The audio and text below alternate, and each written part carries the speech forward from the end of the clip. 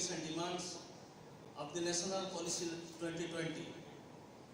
Due to explosion of knowledge and development of science and technology, society is changing day by day. So, to cope with the changing society, we the teachers have to take initiative how to success the educational system in Odisha and in India. So, curriculum structure, what is the responsibility of the teacher in the process of formal educational system? As you know, the formal education is much more structured, organized and pre-planned. So, we must prepare such type of curriculum so all-round development of the individual personality should be possible. Which is the dream of the Mahatma Gandhi that the education I need and all-round growing up to the best inside and mind, body, mind and spirit. Total development of the individual personality. So it's a very challenging issue how to develop our curriculum. Now the concept of curriculum has been changed because syllabus and plus some extracurricular activities by which total development of the individual personality will be possible. After that, whenever we prepare the curriculum at the different stages of education, it should be prepared based on the needs and demands of the society, local applicability, local needs, and for the national requirements. We will prepare the students to face the different challenges of the society. After the end of formal education, the students will apply the experiences in their outward education system. This is very important. So, curriculum structure is highly essential and it will help the teachers to prepare a curriculum at the different steps, different sectors. Then comes, after curriculum, what next? Because the teaching learning process, teachers are the much more experienced person and will guide the students effectively because teacher is a guide, philosopher, and friends of the learners. So our prime objective is to how to guide the students to proper channel of education. The guidance is essential because experienced person always provide guidance to the inexperienced one. Then the formal education system test is a must to know the learning outcomes of the learner. Then prepare curriculum. Then we will teach something in the classroom situation. Then we will know the outcomes of the students at the end of the session, that is test. So whenever we prepare a test, how we prepare the questions? Test the measuring devices which measures the sample of behavior systematically. So how we measure the learner's behavior, learner's outcomes, the teaching learning process so far as the formal education system is concerned. So these are the various types of challenging tasks for the teachers, and the students will learn something more in the classroom situation. So whenever a teacher teach the students in the classroom situation, he will know what to teach and when to teach. What to teach means what curriculum will follow, prepare for the learners at the different stages. What to teach, how to teach, then what methodology will follow. Because the teaching learning process, different subject matters, different demands, various methods of teaching, and the teacher will accept, will adapt the different methods of teaching by his experience to deliver the lesson to the students. Then how to teach, what to teach, and when to teach. Environment, proper environment is essential for that. So it is a very challenging task for us. It is a very good topic chosen by the principal of the UGCT Valasa and UGCT Valasa, Baripada and CT Valasa, because it's the need of the hour. The education policy, education, teacher education 21st century is the need of the hour. Because the 21st century is basically education system focused on the learner-centered education. Learner-centered education. So in this process, students are the central point of the total educative process. So nothing to say more. Our experts will provide to deliver a speech regarding the topic, and the students also, and some professors, assistant professors, they will present their papers. So thank you all. Thank you, sir. Thank you.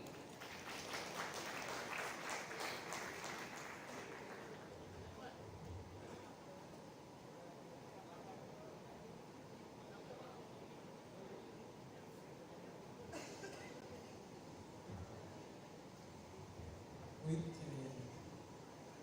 slight changing the agenda, I request Dr. Pradeep Kumar Chaudhary to address the gathering as Honorable Speaker.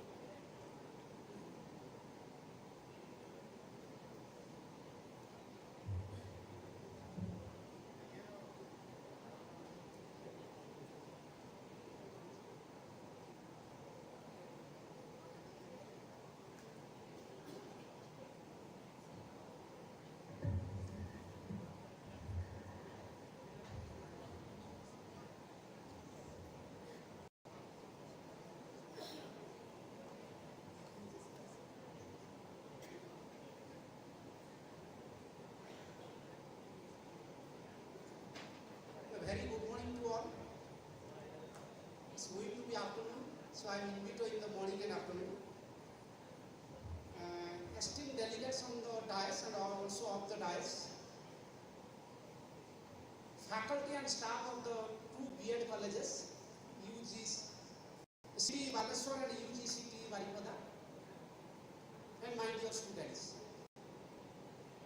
There are many to thank, so given the time constraint, so I will not thank each of them in that sense, but my heartfelt thank always goes to them. But my special thanks goes to Professor Sanjay Kumar De, the principal of two colleges, who has put all his hard effort to build several dignitaries, academicians, faculty, students, media persons, and many others to listen to this important issue on teacher education in the 21st century. This is a special event for me as I share the dais with my mentor and professor, my teacher, Professor Jagdhala Vijitila, for whom I am here in that sense, because he has trained me a lot during my PhD program in NIPA or NIPA. I especially thank you for it. I have given 20 minutes, so I will be speaking on three important aspects. Hope you will see my slides. So if the slides are not visible towards the end, I will speak loudly so you can have some sense what I am trying to speak. I will get into three interesting aspects. One is learning inequalities in India. I think nowadays the interesting issue that we are trying to find, that students are going to schools but they are not learning the way we expect. That is an important issue. And there the role of the teachers, and teachers are very, very important. Why we send the kids to the schools, but they come without learning. So that's an important issue. When I'm saying without learning, I'm not saying that they are not learning at all, but they are not learning the level we expect. So that's one. Second, I will be trying to understand the inequalities in teacher education in Indian context, and that I will be connecting to the inequalities that we see in the learning crisis that in the Indian context. And thirdly, I will be talking something on financing of teacher education in India, connecting with the earlier issues. So three interesting issues that I am trying to speak, and they are well connected.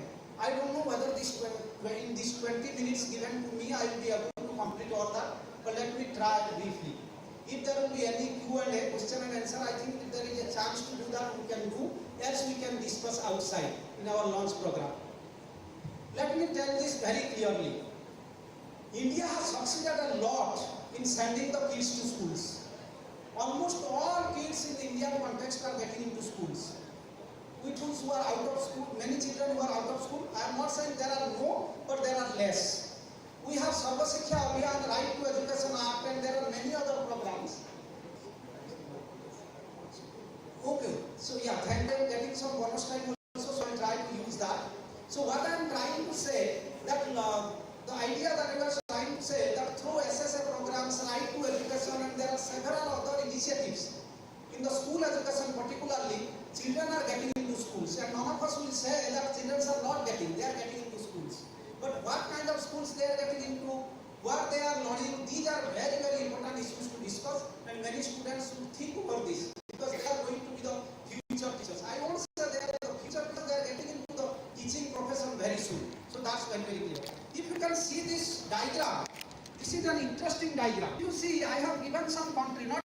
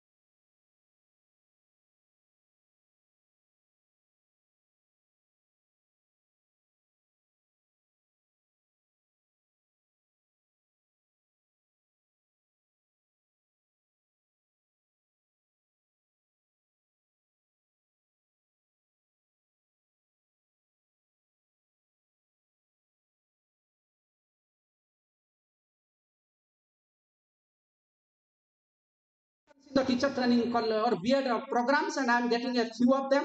If you see the B.Ed enrollment from All India Survey of Higher Education report, B.Ed enrollment is the fifth largest UG enrollment in the country. Almost 15 lakh students are enrolling in B.Ed program, and this is the fifth one. First one may be engineering, then others, but fifth largest enrollment or demand that is being done in the B.Ed programs. And teacher training institutes in India are largely private, as just I said. It's not in Odisha. Odisha, you will not see many or even very few, but in many other states like Haryana, Rajasthan, Jammu and Kashmir, Andhra Pradesh, Uttar Pradesh, you will see many private teacher training institutes, and some evidence clearly says it is more than 90%. I don't have a precise estimation on that because we don't have data for that, but there are some studies that say it is more than 90, that means close to 95 also. In 23-24 data, India has more than 1 lakh schools with single teachers. In one side we see there is a clear expansion of teacher training institutes, B.Ed students are getting enrolled, so many private institutes are being opened up, but in the other side we see the number of schools of single teacher school, more than 1 lakh in the country, enroll, and it is enrolling 40 lakh students. That means 40 lakh students in this country are studying in single teacher schools in India. So that's very, very important to understand, and how actually this is getting into a different kind of learning inequalities that I said in the beginning. Odisha, if you see, Odisha has more than 1,000 single teacher schools, and almost 50,000 students are enrolled in such single teacher schools. So you imagine a school with grade, let's say 1, 2, 3, 4, 5, sometimes it goes up to grade 8, and there is only one teacher teaching to students moving from here to there. So these are the different, we call it multi-grade teaching. So many such things are coming up from the ground, and I am trying to bring such things. If you get into the private institutes enrollment of students, the latest estimation of 2017-18 data from NSS, or National Statistical Survey, so that clearly tells in some of the states, 90% of the students enrolled in B.Ed program are in private colleges. That is Rajasthan, and where we see the highest number of teacher training institutes. So Rajasthan, if there are 100 students enrolled in B.Ed program, 90 students are enrolled in private, and All India figure is 65. That means 2/3 of the students in Indian context are enrolled in private teacher training institutes. In Odisha, again it is the bottom. Only 6% of the students in B.Ed program in Odisha are enrolled in private teacher training institutes. That may be, some of them are in Bhubaneswar, I am not sure, but this is the data that is saying that very few number of students in Odisha are attending private teacher training institutes. Otherwise, in some other states, it's very, very high. And this tells many stories, starting with quality and several other things that I'm not mentioning.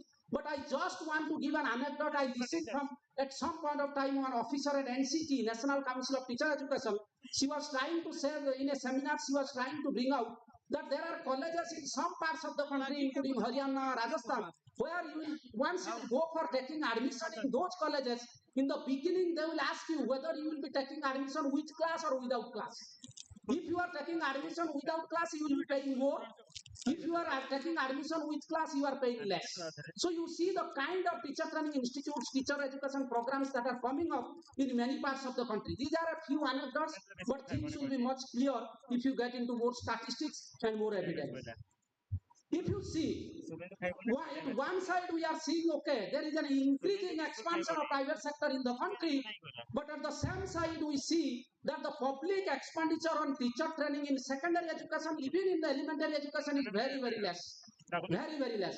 If you see this is the figure. That is the one side I have given the amount in billion rupees, and the other side I am saying the share to total expenditure on education.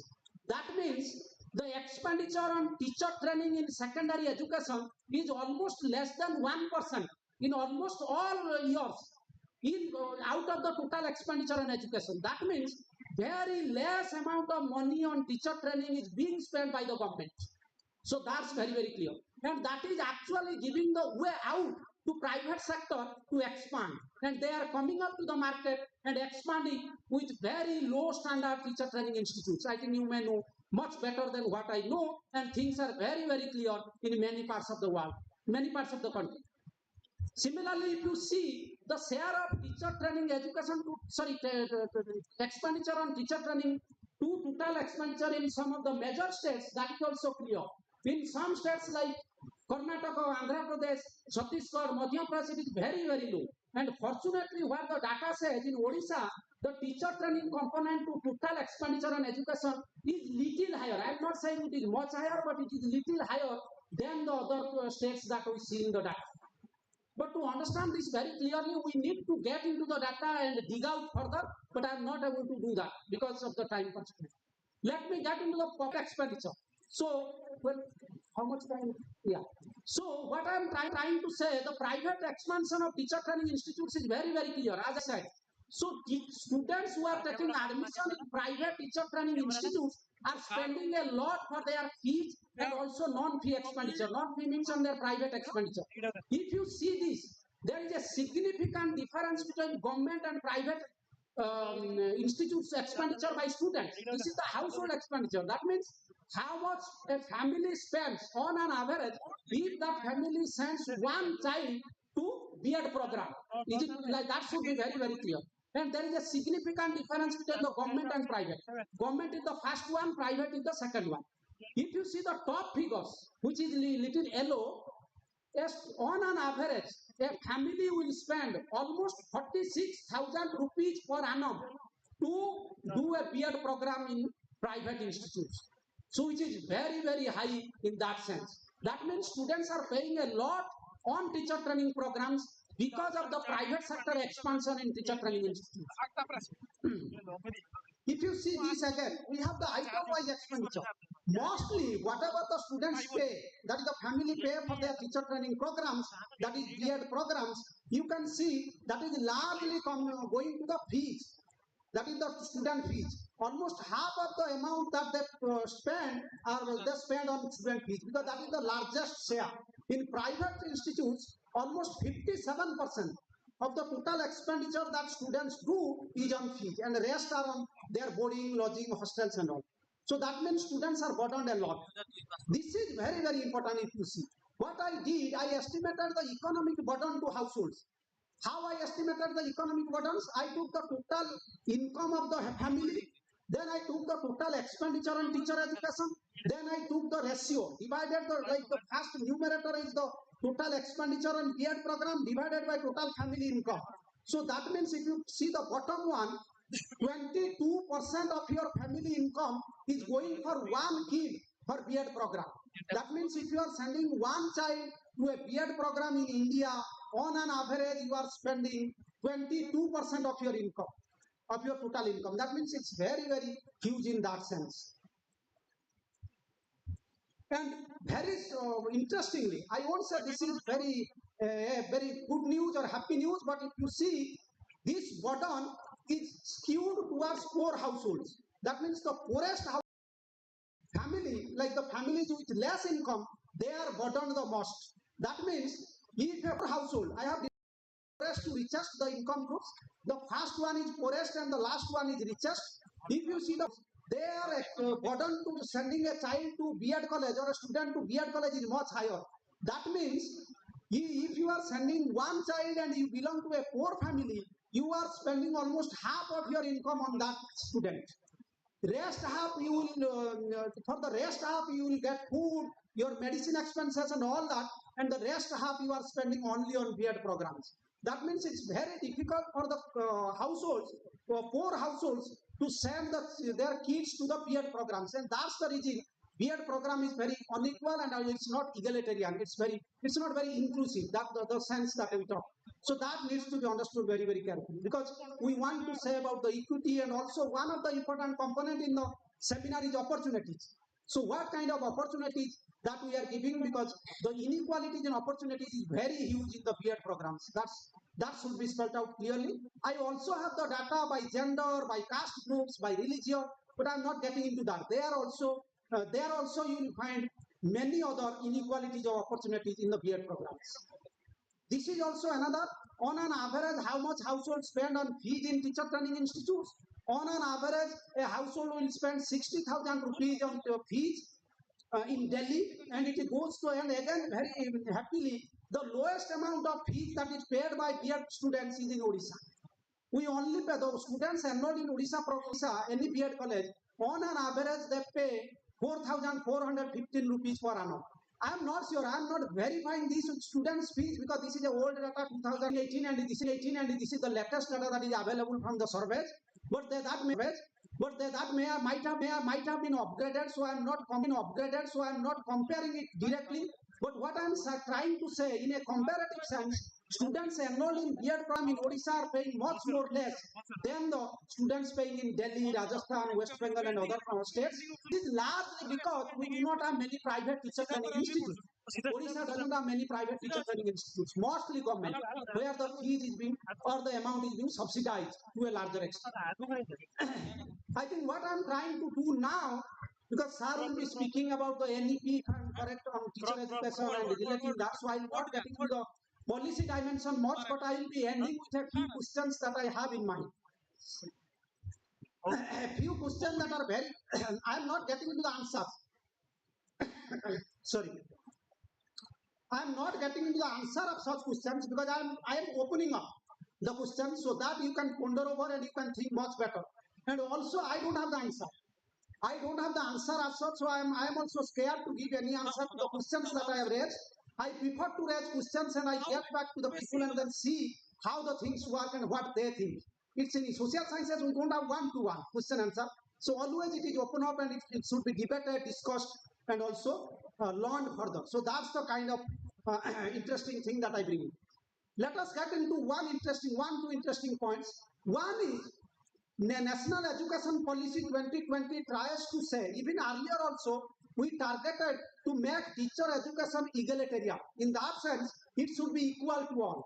Many students who are from deprived communities, let's say from these low caste groups, marginalized communities, economically not better off, they should also be participating in B.Ed programs. But what I see, what the data says, is the growing private sector. So does growing private sector in teacher education helps in making teacher education egalitarian? So that's a great question. If we are more day by day, we keep adding private teacher training institutes, then how, when we will be getting the teacher training institutes at equal opportunities, that will be coming up in the such teacher training institutes, and they will be egalitarian as we aim for that. So that's a critical question that needs to be debated among all, and I don't find any other opportunity or even any other event than this to discuss this, because this is a seminar on teacher education in the 21st century and the title clearly tells about innovations, opportunities, concerns. So these are a few concerns that I am getting into. My second concern is making teacher training program multidisciplinary. This is a major target in NEP 2020. I think Tilak sir will tell more about this. The multidisciplinarity of teacher training. When are we going to make it multidisciplinarity? Are we going to make a multidisciplinary program with 6 teachers in the teacher training institutes, 10 teachers in teacher training institutes, 13 teachers in teacher training institutes? I'm not sure. So multidisciplinarity has its own relevance. The 4-year teacher training, integrated teacher training programs are coming up. There are many other targets are being set in the NEP and we keep talking about that. But it's important to ponder over. It's important to unpack how given the kind of situations and the progress that we make. The progress that we make is largely in the institutes, that too in private sector. So how are we going to achieve this is an important issue. And also we say about 4-year teacher training, 2-year B.Ed program, now 1-year B.Ed program also they have proposed. So all kind of B.Ed programs will come up, all will be multidisciplinary, but how to do, that's an important concept. I think you all who are teaching in teacher training institute might be experiencing this better than I. I do some research and bring the facts, but your experience in the classroom will tell the things much better than me. The third point that I am trying to say is motivating teachers to teach in rural schools. That's a very important concern that is being raised in the NEP 2020.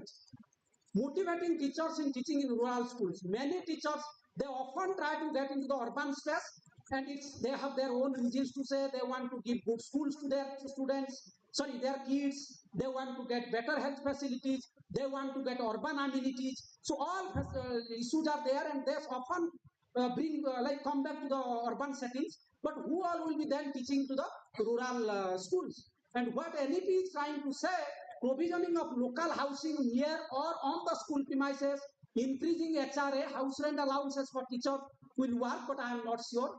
whether this should work or not.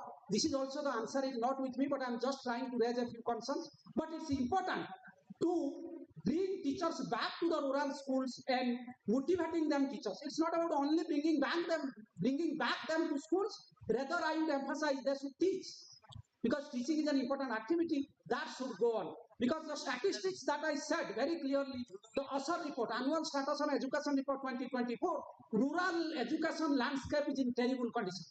Learning is not happening. Standard 8 children are not able to do standard 2 subtraction.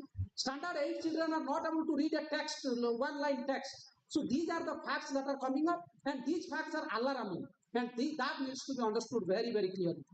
The third point is more involvement of teachers in school management committees. We have many school management committees. Sometimes we call them as parent-teacher associations, school teacher associations. There are many names in many states.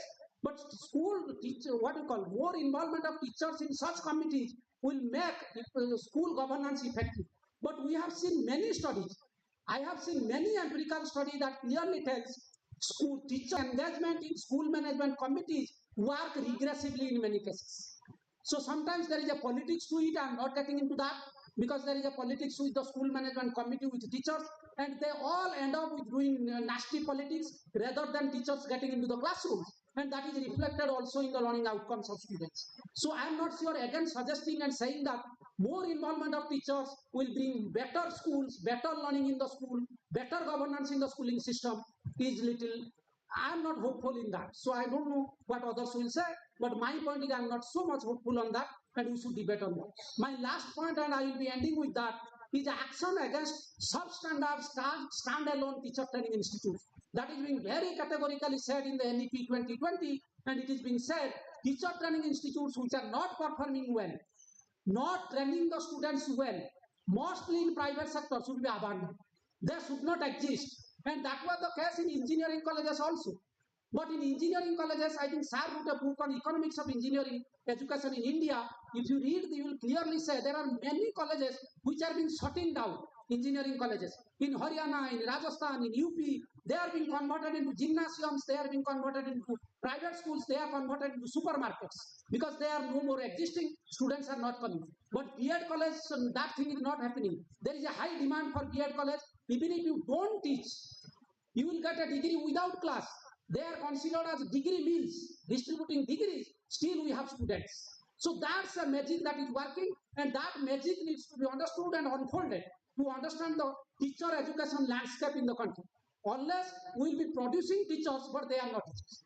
I am sorry to say that we are producing enough teachers, but they may not be teachers. They are not teaching. I am not accusing teachers as such. I am trying to bring a landscape and the kind of situation that is horrifying us, given the kind of learning outcomes that we see, students engagement in non-academic activities and many other things. So that needs to be understood very, very clearly. And lastly, I would say, I must apologize for not getting into the higher education. I don't have time. I am not prepared for higher education to say the stories. I think other speakers will get into that. What is happening with teachers in higher education institutes? I am a teacher in a higher education institute, Jawaharlal Nehru University in Delhi. So sometimes outside we consider this is one of the best universities in the country, but there are many universities which are not doing that well, and what teachers are doing, what kind of teacher recruitment, what is the teacher recruitment processes, politics of teacher recruitment, training. There are many other issues in higher education institutions, but unfortunately I am not getting into that. I only targeted to get into the school education because there are B.Ed programs and they will be getting into school teachers. Not necessarily, but mostly they may be getting into schools and they will be learning. And I have hope, because what I see as a teacher, as a young teacher, when you get into classrooms, that is your space, you can do miracle. You can teach well, you can motivate teachers, even if there may be 1,000 other problems, structural issues, but I don't care. I, as a teacher, I come, I teach, I do my duty. That also will make difference. So as an individual teacher in the classroom can make miracle, and that should be the magic that every teacher should attempt. Thank you again for getting me here.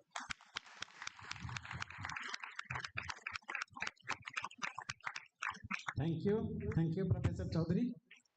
Your talk must have motivated the students positively, and you have discussed in details about the issues, problems.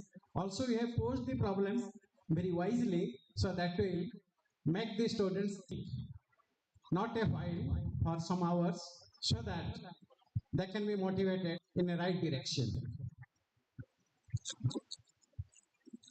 Now I request Honorable Speaker Banabihari Misra, former senior professor, head Department of Education and Dean School of Education, Humanity, Mizoram City, Aizawl. Sir, you are requested to uh, speak something for our students and all the type of presenters, staff present here.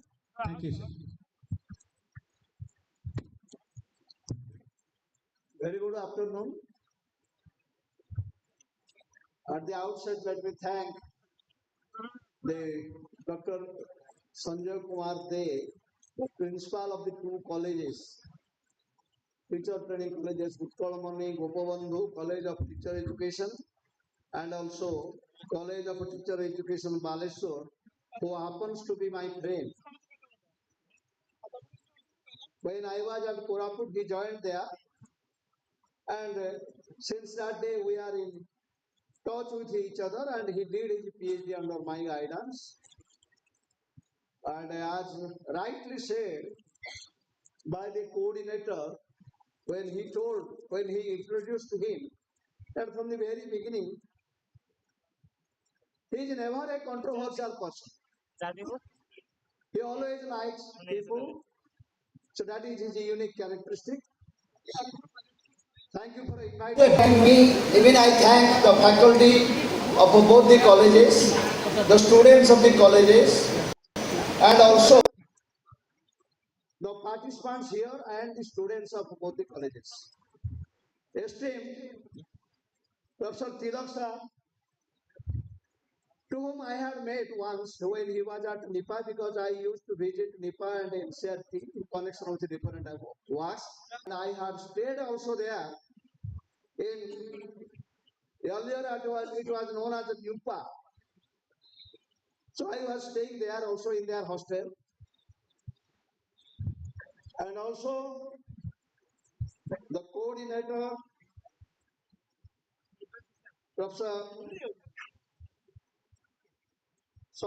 Dr. Saroj Kumar Naik ji, Dr. Prakash Kumar Pradhan ji, and our regional director, Dr. Hemant Kumar Gharai ji, and the young resource person, Mr. Pradeep Kumar Chaudhary, who are just giving a picture of the teacher education scenario, not only in our state, but also in the context of the whole world.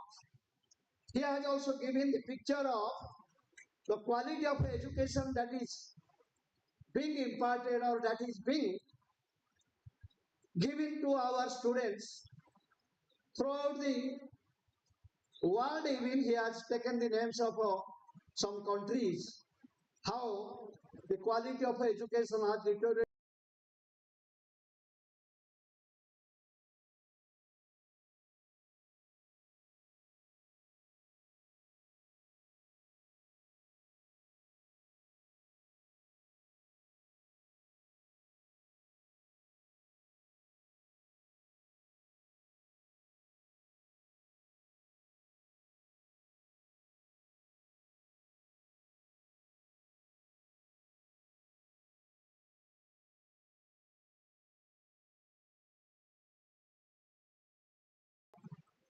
So for tomorrow, okay, they will be coming. So I will have the opportunity to have interaction with them. Then, madam, the principal of R&D ISC, Guru Madam, Nivedita Guru Madam, and Saudamini Chaudhary Madam is also there. And there may be some more students, because I have 45 years of teaching experience starting from SS College Puri in the year 1980. Till date, I am also working. Okay, I am associated with the KISS, deemed to be university, which is exclusively made for tribal students, as you know. Anyway, friends, time is limited. I will try to highlight something, okay, in briefly, because I also want to listen to Professor Tirak, who has vast exposure, vast experience in comparison to all of us.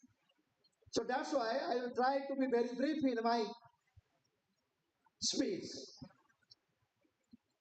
You know that the Delos Commission, it was published, that is the treasure within, that is learning to be, it was published in the year 1996. Prior to that, one of our education secretary was there, Dr. P.N. Kripal. Once he had published one article in the university news, and I had gone there. I could not cite the exact reference, but I remember he had raised three issues, three explosions. That is population explosion, knowledge explosion, and explosion of expectations, aspirations. It was, he had published it before 1996. Then he had raised three issues: war and peace, man and environment. Always there is a fight between the man and his environment, culture and technology. Okay. Then conflict between inner man and outer man. What is inside me, what I am being seen to you. Freedom and social organizations, and tradition and modernity. You are all mature persons, okay? There is no time to expand it or to explain it. Three gaps. Gap between developed and developing countries, developed and underdeveloped countries, and gap between power and law. He had highlighted these things that we have to face. Okay. Then in a similar way, as I took the name of a Delors Commission, Delors Commission had said three crises: peace, freedom, and social justice. Seven tensions. Those are the global and the local. Global and the local. The universal and the individual. The tradition and the modernity. It is more or less. It is, when you think that Kripal, Dr. P.N. Kripal, and this Delos Commission, they are also similar in many ways. The same thing are being repeated. Long-term and short-term considerations, competition and concern for the equality of opportunity, then expansion of knowledge and human beings' capacity to assimilate it, spiritual and material. These were there. Then Delos Commission, sometimes we say that education is the catalyst which can change the society. But Delos Commission did not agree to it, because at any time blames are coming to the teachers. Teachers are being blamed. Okay, I don't agree to it. Rather, I agree to the Delos Commission view that education as a principal means, not a magic, for the solution of the crisis or tensions. How?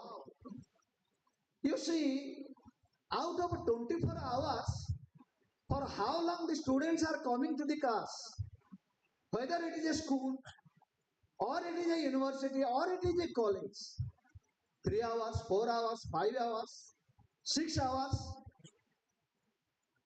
Those days were gone, when ancient days, when Gurukula system was there, and at that time, marvelous teachings were held in the Modi halls. But nowadays, Modi teachings are being held in marvelous halls. We have very good infrastructure. We have very good infrastructure, but where is the quality of teaching? Where is the quality of products? You cannot say that the Gurukul system was bad. Always the disciple was there. Why I am telling that a marvelous teaching was being held during that Gurukul system? Always the students were interacting, were following, were obeying the teachers. But nowadays, what happens? Okay, only 5 hours for 4 or 5 hours, the students will come to the school. Teachers will have with a vast number of students. Everybody is unique. Everybody is unique. He finds it difficult. You can imagine. We were fortunate that we were dealing with the mature students, those who are sitting here, all of us. Okay, in the university, all students are mature. Okay, they are conscious of their career. Those who will be conscious of their career, they can build their career. Those who will not be conscious, they will spoil their career. That is different. But imagine the condition of a teacher who is teaching to the pre-primary school, at the in the preschools or in the schools. It is difficult for him to control. Okay, so you cannot blame the teachers. He was giving Mr. Pradeep. Dr. Pradeep was giving the picture. Okay, the standard. How can you blame? We cannot blame the teachers. But simultaneously, we have responsibilities as teachers. No doubt, teachers are being given multifarious works. And there is another part, politics and education. Always politics have played, okay, in education since the last 70 years or 75 years after independence. There you look to your content. I have studied, perhaps those who are present here, I may be the senior most, or Professor Tilak may be the senior most among us, all of us. There was a time when I was studying the same social study, the Mughal period, the British period, okay, what was its value? Akbar the Great, huh? Those types of contents, no. Always it is reflected, it is in the constitution, or that people say, politicians say, that we have to inculcate values. To say that Akbar was the great,